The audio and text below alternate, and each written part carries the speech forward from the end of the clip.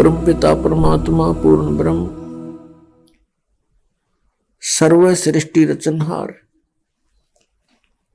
हम सभी आत्माओं के जनक, सर्व सुखदाई पाप नाशक,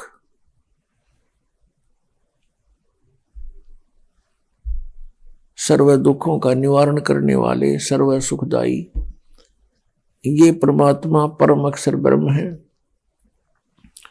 और वही परम अक्षर ब्रह्म भारतवर्ष की पावन पृथ्वी पर सन 1398 में ज्येष्ठ सुदी पूर्णमासी को सुबह सुबह ब्रह्म मुहूर्त में अपने सतलोक से गमन करके वहां से गति करके आए, एक शिशु रूप धारण करके कमल के फूल पर विराजमान हुए। काशी शहर से लगभग 4 किलोमीटर की दूरी पर उसमें एक वन था, उसमें एक लहर तारा नामक तालाब था, जिसमें गंगा का जल लहरों के द्वारा उछल उछल कर ओवरफ्लो होकर एकत्रित हुआ करता था। और उस गंगा जल ने एक सुंदर सरोवर का रूप धारण कर रखा था। उसमें कमल के फूल विकसित थे। परमात्मा सतलोक से चलकर आकर के वहां शिशु रूप में कमल के फूल पर विराजमान हुए। एक नीरू नीमा नाम के जुलाहा दंपति थे। वो निसंतान थे। वो उसी जन्म में ब्राह्मण ब्राह्मणी का जन्म था, लेकिन उनको मुसलमान बना दिया गया था। पहले वो अपना कथा करके रोजी रोटी किया करते थे, फिर वो उनका वो बंद हो गया था उनका रोजगार। फिर उन्होंने जुलाहे का कार्य शुरू कर दिया था। उस कार्य को करते भी उन्होंने 20-30 वर्ष हो चुके थे। उस समय वो लहर तारा तालाब पर स्नान करने जाया करते थे, क्योंकि उनको गंगा में स्नान करने से मना कर दिया गया था मुसलमान होने के नाते।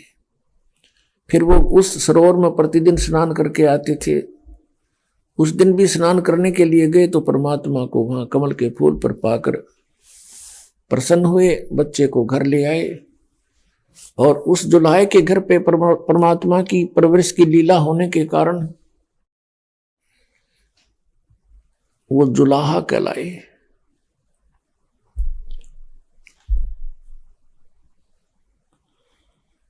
परमेश्वर स्वयं आकर के अपना ज्ञान बताते हैं और कहते हैं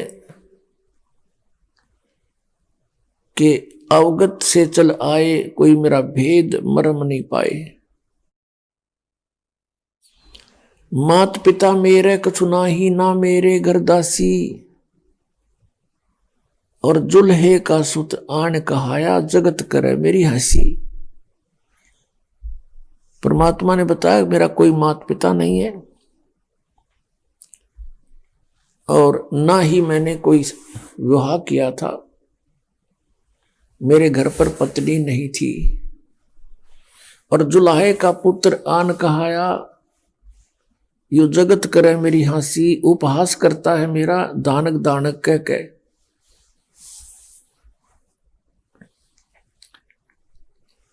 तो पुण्यात्माओं, ये कबीर देव हैं, कबीर साहिब हैं, जो काशी में 120 वर्ष तक रहकर चले गए। और उस परमेश्वर को हम बाल बुद्धि पहचान नहीं सके। और जो हमारे गुरुवर थे वो हमसे भी बाल बुद्धि थे। महिमा की भूख थी उनमें। परमात्मा ने स्वयं आकर उनको समझाने की चेष्टा की, पर वो मानने नहीं, क्योंकि अपनी रोजी रोटी को उन्होंने मुख्य रखा। पुण्यात्माओं, आज वो शुभ दिन है जो इस दास को ये तत्व ज्ञान प्राप्त हुआ।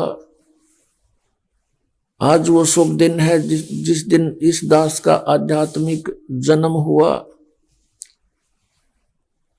17 फरवरी सन 1988 अमावस्या मार्च यानी फाल्गुन की अमावस्या के दिन इस दास को पूज्य गुरुदेव जी से नाम की बख्शीश हुई थी, दीक्षा प्राप्त हुई थी।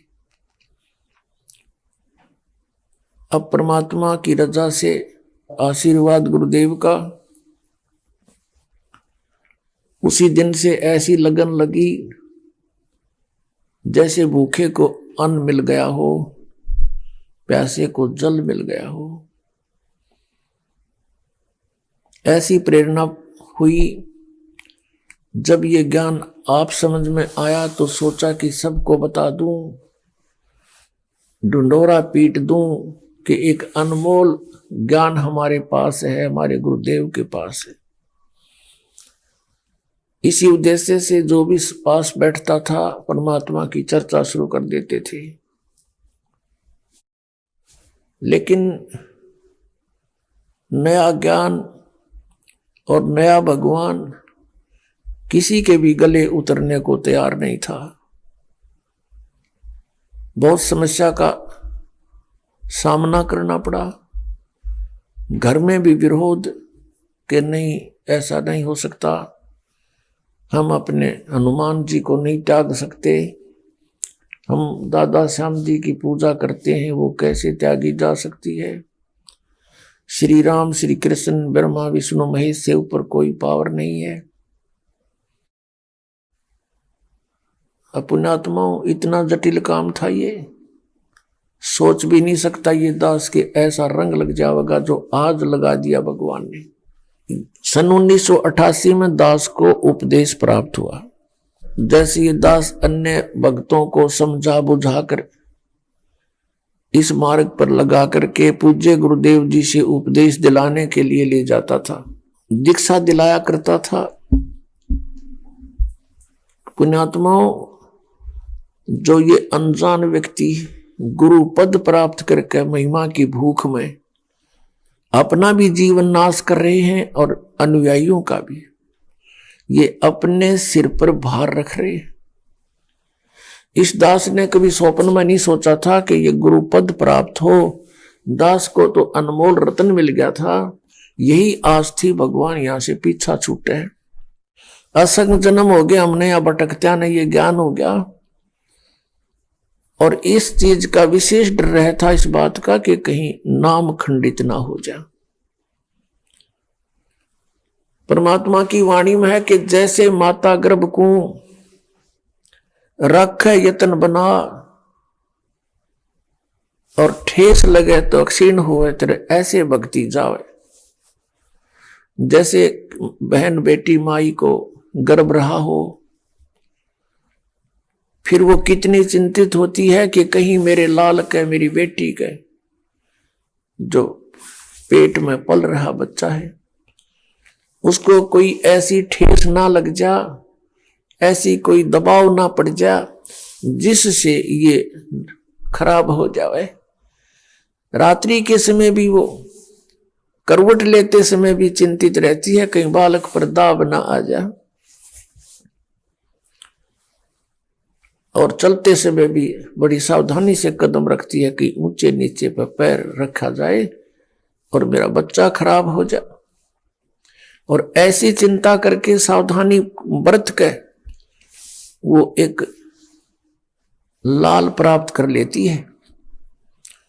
तो यहां परमात्मा कहते हैं जिस दिन आपको उपदेश प्राप्त हुआ, आपके अंदर भक्ति रूपी बीज पड़ गया और आपके अंदर ये भक्ति रूपी लाल तैयार हो रहा है। इसके लिए आपने बहुत सावधानी बरतनी पड़ेगी। उसके लिए क्या सावधानी है? ये जो नियम बताए हैं आपको, ये मर्यादा आपने पालन करनी पड़ेगी अंतिम श्वास तक। और इसमें भक्ति को प्रफुल्लित करने का सबसे आसान फार्मूला है कि भाई जो गुरु बचन पे डट गे रकट गे फंद 84 के, भाई जो गुरु बचन पे डट गे रकट गे फंद 84 के, कट गे फंद 84 के, रकट गे फंद 84 के। भाई जो गुरु बचन पे डट गे रकट गे फंद 84 के। वस्तु मिली ठोड़ की ठोड़ मिटगी मन पापी की दौड़। वस्तु मिली ठोड़ की ठोड़ मिटगी मन पापी की दौड़। भरम मिटे मथुरा काशी के, भरम मिटे मथुरा काशी के। इसका सबसे पहला फार्मूला है गुरु जी की आज्ञा का पालन करना चाहिए। गुरु जी इज ए डॉक्टर, गुरु जी को एज ए डॉक्टर डील करे, और आप हो रोगी जन्म और मरण के, दीर्घ रोग के। और इस रोग के नाश के लिए जिन जिन वस्तुओं का परहेज है वो आपने रखना पड़ेगा। अब जैसे हाई ब्लड प्रेशर के व्यक्ति को नमक और चीकना वस्तु बंद कर दी जाती है, तो फिर उसने अगर जीवन चाहिए तो ये पथ्य रखना पड़ेगा। इसी प्रकार परमात्मा कहते हैं नाम बचे और पथ्य रहे। पथ्य माने यानी परहेज रखे तो मुक्ति में कोई दिक्कत नहीं आएगी।